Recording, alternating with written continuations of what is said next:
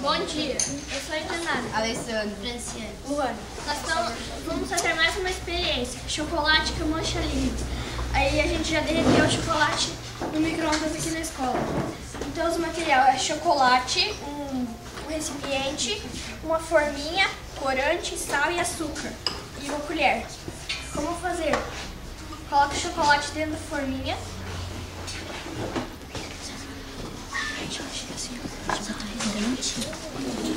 Mexer, cara.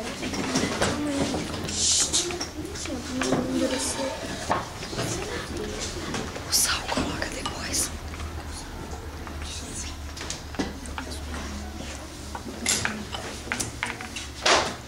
Vai, vamos colocar. Coloca corante. Uma gota. Assim, ó, legal. Peraí. Vai dar uma gota, cara. Coloca o sal. Bota assim, ó. Aqui também.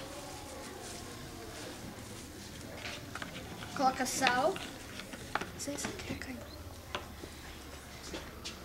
Muito. E na tua açúcar?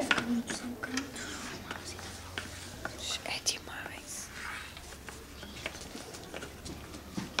Daí coloca mais uma camada de chocolate por cima. Meu Deus do céu.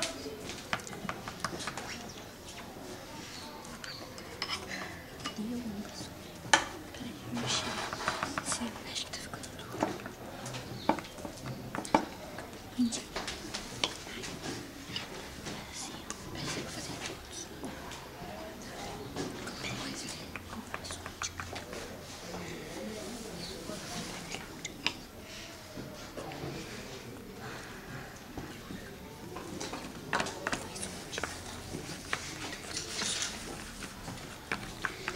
Assim, peraí. Pera. Agora a gente coloca na geladeira, fora de nada. Daí a gente coloca na geladeira pra congelar. Depois é só provar. Daí depois é só provar. Tchau, até a próxima.